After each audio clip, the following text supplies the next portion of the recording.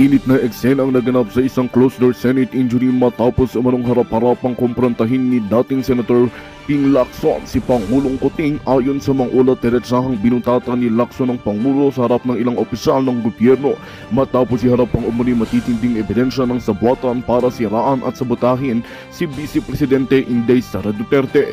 Ilan sa mga ebidensyang iprinisenta ni Lacson ay mga dokumentong bula umano sa loob ng administrasyon, pati na rin sa mga komunikasyong nagpapakita ng plano para pahinain ang posisyon at impluwensya ng Vice Presidente sa gabinete. Sa gitna ng tensyon, nananatiling tahimik si Pangulong Kuting, ngunit iginiit ng kanyang mga tagapagsalita na pawang kasinungalingan at walang basihan ng mga akusasyon.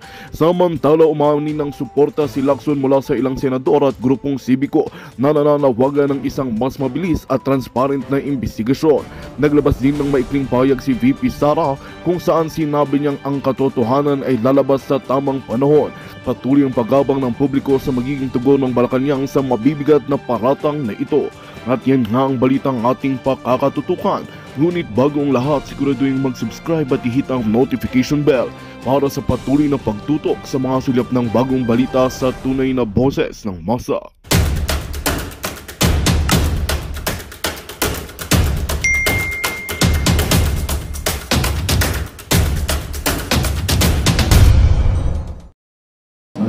To really present credible evidence kasi they will have to convince at least 16 senators to render their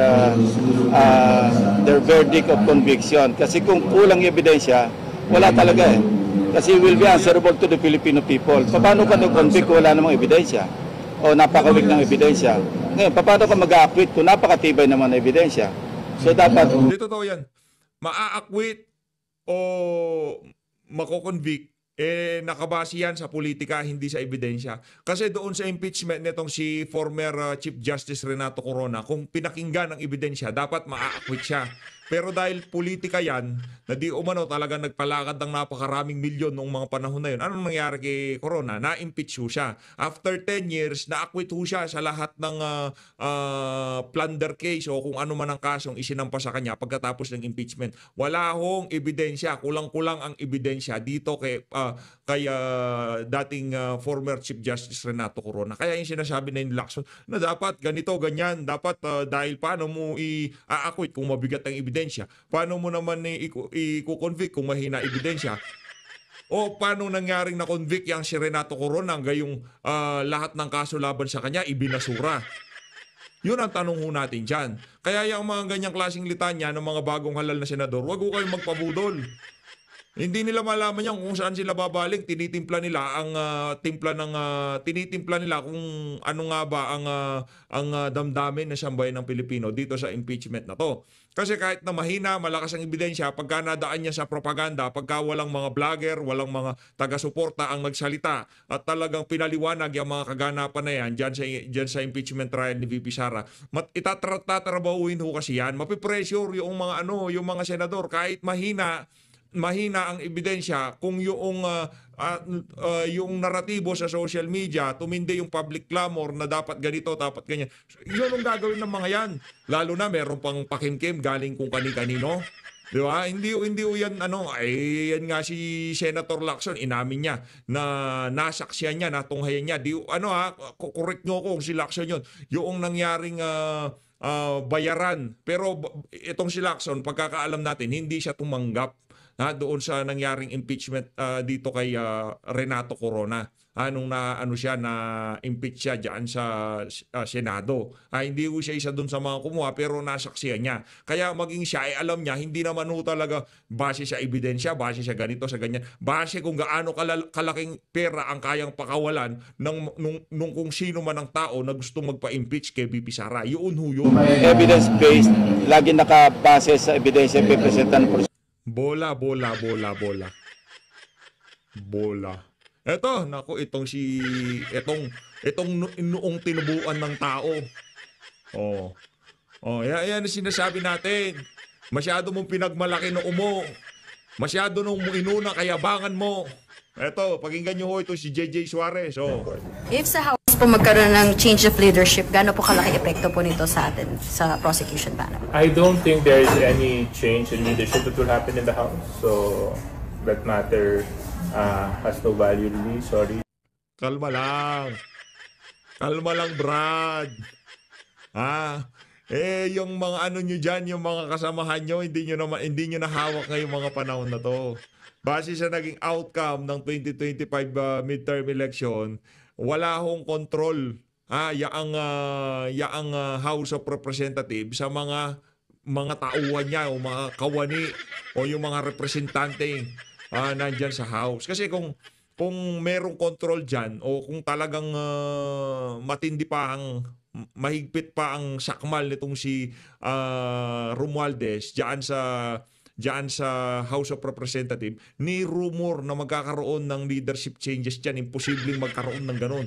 Pero yung magkaroon ng katiting na alingas-ngas na magkakaroon ng rigudon diyan sa House of Representatives pagkabukas ng sesyon, abang-abang lang ho tayo mga kababayan. Ngayon, halimbawa hindi pinalitan ng ang speaker pagpasok ng pagbubukas ng session, wala pa rin yung problema sa atin yun. Bakit kanyo? Kasi tuloy-tuloy lang ang pagkasira ni Marcos Jr. kung sakaling itong si Martin Romualdez, siya pa rin ang Speaker of the House. Kaya para sa atin, ika nga win-win solution, di ba?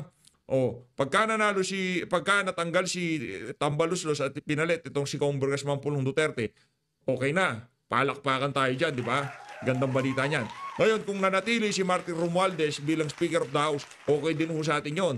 Mas talagang mapapabilis ang paglagapak ng administrasyon nitong si Marcos Jr. sa tulong nitong si Romualdez. Ano ho yan triple, quadruple agent ho yan. Agent ho natin yan si Tambaluslos. Ito, isa ho sa mga tatayong prosecutor sa impeachment ni BP Sara. Ano ho ito? Ang pangalan nito, defensor ho ito Teka lang ha. Itong pangalan niya. Ang pangalan nun nito si Lawrence Defensor. 3rd District Iloilo Rep. Lawrence Defensor. Naku, ito sa tingin ko, sa lahat ng defensor, ito yung pinaka walang kwenta. Pakinggan nun natin. Sir, kasi you also mentioned na may naririnig na rin po kayo sa pagpapalit po ng liderato dito sa Kamara. Pero pagka walang usok, walang baga. Pagka may baga, naku, yari ka dyan, Tambaluslos. Yung mga sabi, di ba sinabi natin, sila magsasagpangan diyan kung sakaling hindi umayon sa kagustuhan ng administrasyon ang outcome ng 2025 senatorial election. Kagaya ng ating ni Nostra, yun nga ho nangyayari. Nagkakasisihan na itong si Tiangco, sinisisi niya itong si Romualdez. Bakit mo pinagpilitan yung impeachment na yan? Yan tuloy, nag-solidify yung mga dapat mag-solidify. Itong si Tambaluslos, sinisisi niya itong si Tiangco, kesyo kulang yung pangangampanya, mahinang klase, kesyo ganon, kesyo ganyan. Kung ano man yan, ikaw Romualdez, ang dami nyo ng pinakawalang ayuda. Hindi gumana. Yung mga alyansa sorti, ang daming kumawalang ayuda at panghahakot sa mga taong dadalo doon, hindi pa rin gumana. Kaya kung ako sa iyo, Tambaluslos, manahimik ka na lang. Lahat ng sinasabi nitong si Toby Tiangco, hindi natin, hindi pa rin tayo naniniwala dyan kay Toby Tiangco. Hindi naman ako pabor sa impeachment. Ba't di ka nagsalita nun? Ba't ngayon ka nag-iiyak? Ngayon binabanatan ka ni Tamba? Kung hindi ka pa babanatan ni Tamba, hindi ko pa malalaman na hindi ka pumirma. Pambihira wala pa po kayo formally kumbaga kumakausap sa inyo. There are talks nga po na apparently yung mga people vying for speakership are making anti-impeachment their platform. If in case po, sakali man lang po, may magpalit nga po ng liderato, how will this affect po our preparations or yung gulong po ng ating impeachment trial? If there's a change of leadership and the new leadership is not intent on pursuing this impeachment trial, makaka-apekto yan sa aming mga prosecutors, sa aming preparation. But remember that once an impeachment complaint is filed with the Senate, there's already an impeachment trial whether we like it or not. What's important for me is that this impeachment trial should be objective bilang isang prosecutor para akong piskal, Maria. Brad, relax ka lang. Anong objective?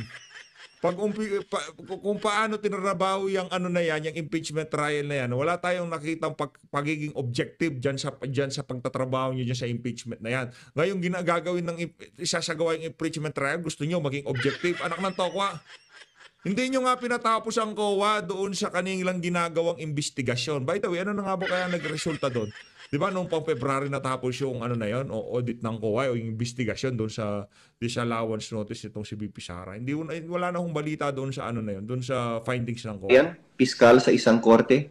You don't choose the cases that's filed with the court. You simply have to accept and do your obligation and responsibility to prosecute based on the facts and the evidence that you have.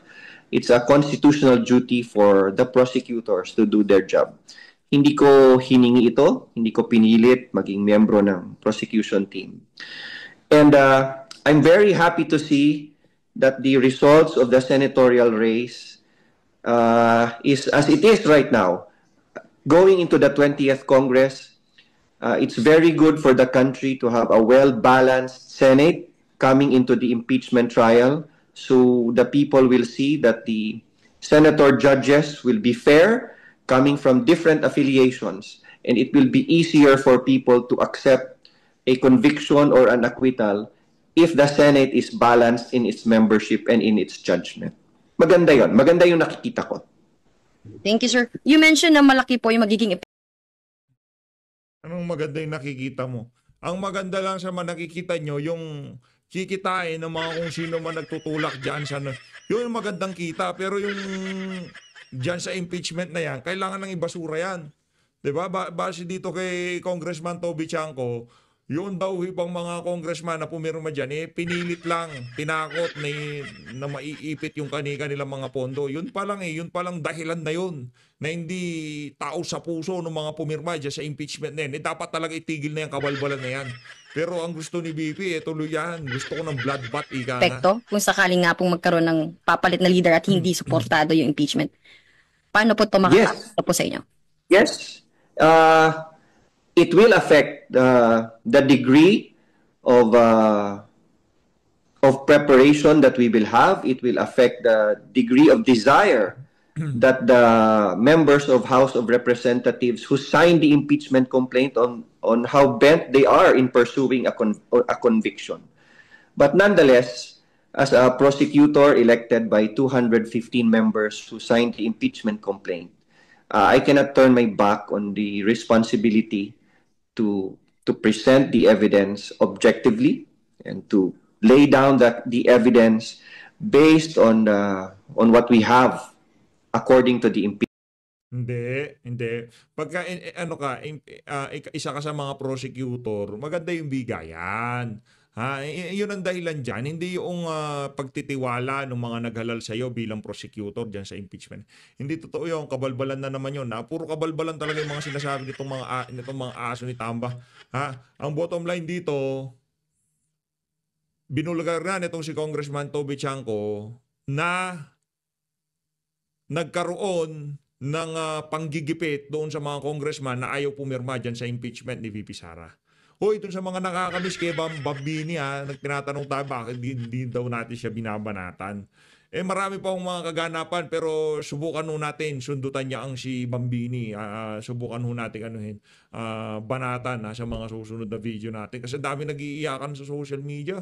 Kasi bakit daw natin binabanatan? Kasi yung pre-tertiary education talagang siya daw yung doon, siya daw yung bida doon. Anong pre-tertiary education? Kung ayaw niyong mabanatan niya si Bam Aquino, ilagay niya ang kanyang sarili sa lugar. Alam naman niya kung anong kayang gawin ng mga taga-suporta ni dating Pangulo Rodrigo Duterte. Alam niya na hindi kami bumabanat ng walang mga basihan, walang mga ebidensya at nung mga ka-fake newsan lang. Hindi tayo bumabanat ng ganon. Yun nakabase doon sa CHED chairperson. Kung sino yung tagapangasiwa ng Commission on Higher Education. Isa niya yung mga dapat pasalamatan dyan sa pre-tertiary education na yan. At hindi natin narinig ang pangalan nitong si Bam Aquino doon sa mga individual na talagang tumulong para maisakatuparan yung pre-tertiary education na yan. Kaya huwag nyo nang ipagpilitan.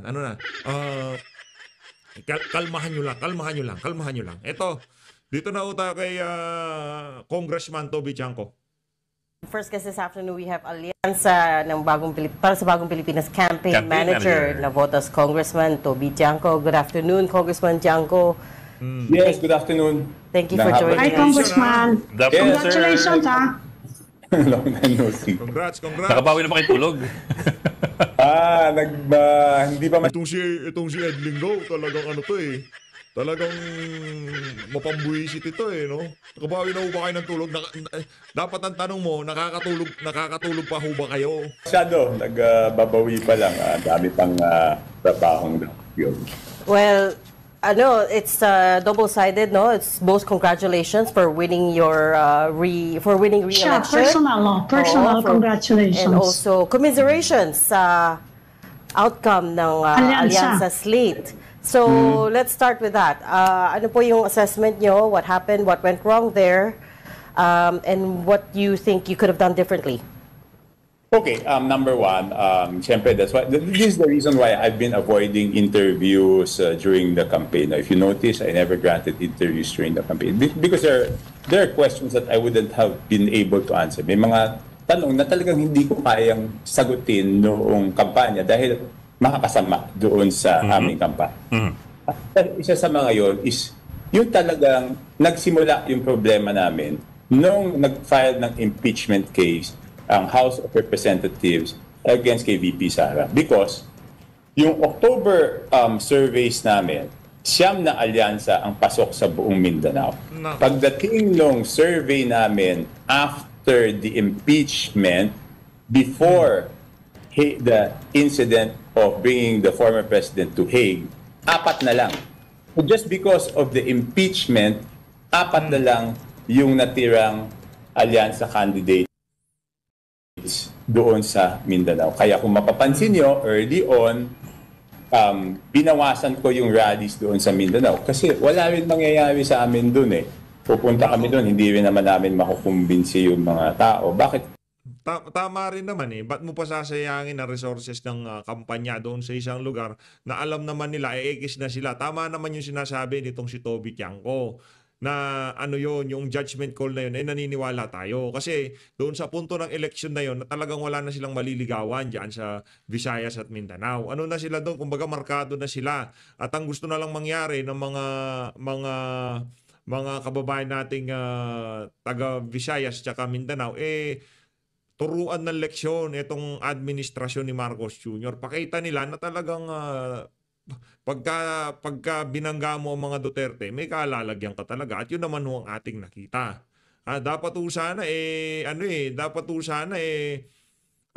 wag na silang magsisihan dito sa isang to. No, kasi wala rin naman kahinatan, wala rin naman kapupuntahan yan. Dahil tapos na eleksyon. Ang nangyayari ngayon, nakikita ng ating mga kababayan na talagang mahinang klase itong si Marcos Jr. Kumbaga weak talaga siya, weak leader talaga siya. Yun ang lumalabas ngayong mga panahon na to. Dapat sana manahimik na lang, di ba? O ano na lang, natalo kami, ganun talaga. Kasi sa bagay, di rin naman natin maitatago yung mga katanungan na nung nangyari diyan sa Visayas at Mindanao, bakit tinabla kayo ng mga kababayan natin doon? Hindi nga naman may tatago yung mga katanungan na yun. At yung mga banat kay Toby Chanco, kailangan rin naman niya kasi sumagot. Kaya yan ang kanyang ginagawa ngayong mga panahon na to. Tama naman. Why would we spend time there, no? And I'm saying this because yung impeachment was self-inflicted. Ibig sabihin, yun total control kami. Pero tinuloy namin, for what? For nothing. Diba? Nag-file ng impeachment complaint February 5. Hanggang ngayon, hindi pa nasisimulan. Pinigilan ko sila noon. Ayaw nilang makinig. Sinabi ko, maapektuhan yung mga senador natin. Ayaw nilang makinig. So, yan ang nangyari.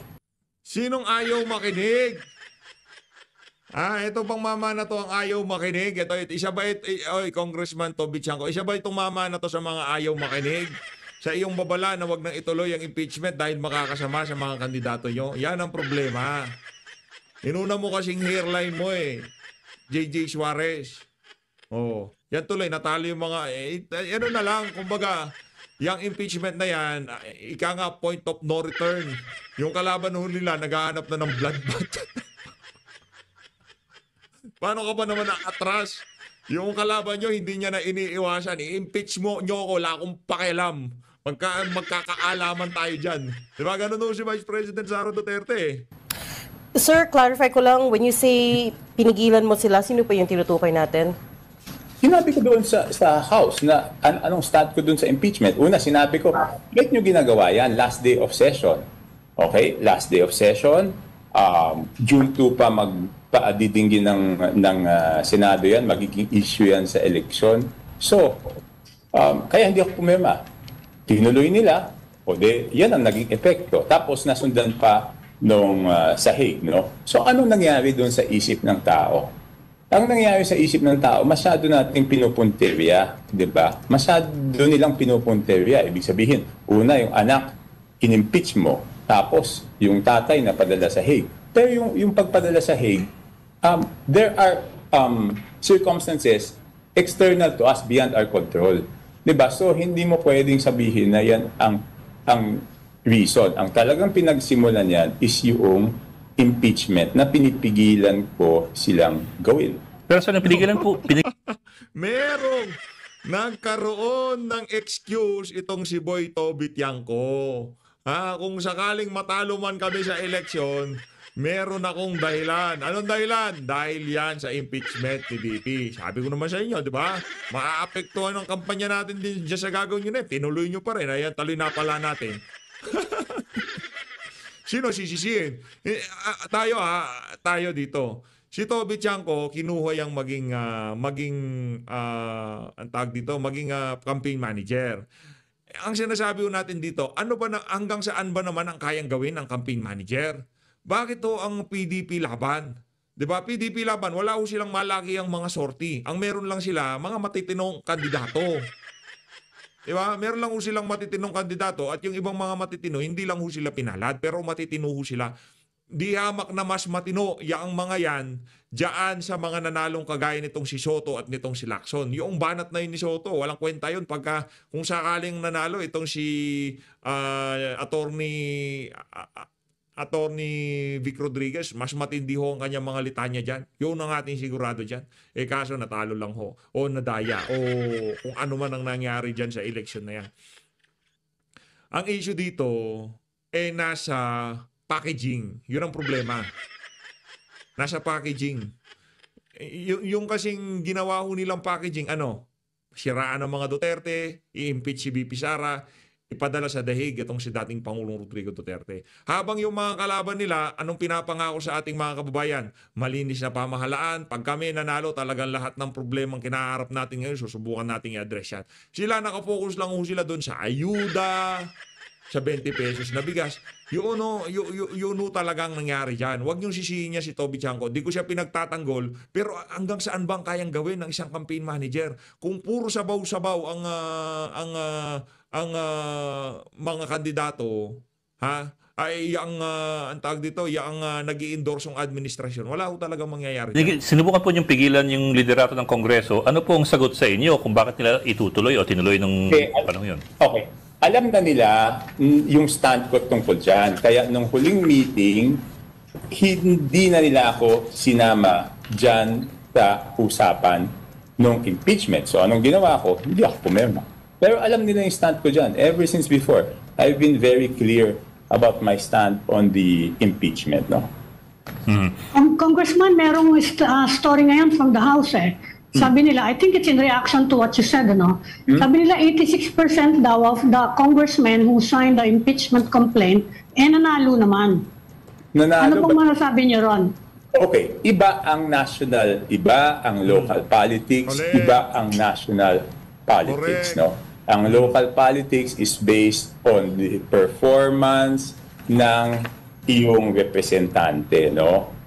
Ang national politics is based on perception. Yan ang mga pagpapaliwanag. Malaki yung kaibahan ng local at national politics. Malaki ho mga kababayan. Pagka ikaw galing sa mayamang pamilya kagaya nitong ano pangalan to? Yung si Ortega, kahit wala kang ginawa pagkabata mo, di ka nagtrabaho, kung ano mang ginawa mo sa buhay mo, nag-6 ka lang, Naghalik-halik ka lang dyan sa House of Representatives, iboboto at iboboto ka kasi yun na sikat na pamilya. Yun ang kumbaga yung nakasanayan ng mga tao. Yun naman ho ang mentalidad na kailangan mabago na sambayan ng Pilipino. Kung gusto natin magkaroon ng tunay na pagbabago, ano pa nga medyo diskumpiyado pa tayo doon sa nanalo yung mga ganito, nanalo yung mga ganyan. Nanalo yung mga congressman na pumirma sa impeachment. Ano ho yan? Kumbaga medyo shady ika nga. Medyo sketchy kung tawagin. Hindi nga tayo sigurado kung nabilang ng tama yung mga boto, paano natin masasabing nanalo talaga yung mga hunghang na yan. At yung pagkapanalo nila, talagang napakanipis. Gabuhok lamang ho yung difference, 500, 1,000, 2,000, ganun lang ho mga kababayan. Do alam naman natin sa local, yung 1,000, 500, napakalaking bagay na ho yan. Sa totoo lang ha, napakalaking bagay na ho yan. Pero doon base doon sa ating nakitang resulta, hindi ho sila nanalo ng ika nga malala yung agwat sa mga kalaban nila. Nanalo sila sa kakarampot na lamang laban sa mga kandidato na sumusuporta kay Vice President Sara Duterte. Anyway, tapos na rin naman yung usapan dyan sa House of Representatives. Di na rin naman relevant yung mga walang yan. Punta na tayo sa Senado. Kung sino, pag-usapan natin kung sino yung mga nanalo dyan sa Senado. Dahil dyan magkakaroon ng blood. Okay, so ibang-iba yon. Okay. At yung sinasabi, okay, bakit ba nila kailangan gawin? Hindi ko maintindihan kung bakit nila kailangan gawin. Ngayon ko lang natuklasan na yung aking duda nung unang-una pa lang kung bakit nila pinipilit yung impeachment na yan ay tama. And it was because of the conditional release. Sir, could you continue that? Conditional release ng... Di ba, okay. Di ba saan ba nagsimula yung problema ng administrasyon? Nagsimula yung problema ng administrasyon nung hindi nila sinunod yung budget ng Pangulo. Ang nangyari, hindi nila sinunod, ang dami-dami lang ginalaw. Later on, nagpasa sila ng budget na ayaw ng Pangulo. Okay? Ngayon, because of lack of time, hindi na veto lahat ng mga hindi dapat na item na handon. Di ba? So, ang ginawa ng executive is, di ba nagkaroon ng sinabi, conditional release. We will review that one. All the line items. So, ano nangyari? May na-hold. Okay? So, noong pinipilit nila ilabas yung mga projects na for conditional release, iniisip-isip ko na noon na ito yung reason para doon sa impeachment para mapilitan yung executive branch na ilabas yung budget. So, hindi ko mapatunayan nun. Pero for the record, nag-text ako na yan ang duda ko kung bakit nila ginagawa. Okay? Sir, in which case, if I may, in which case, are you saying therefore na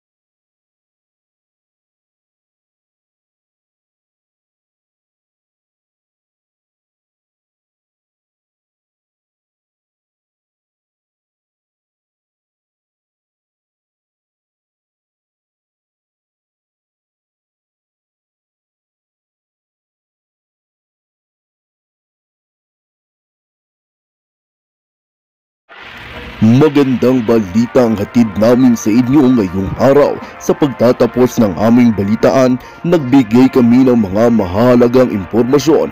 Maraming salamat sa pagtutok at pagsuporta sa aming programa.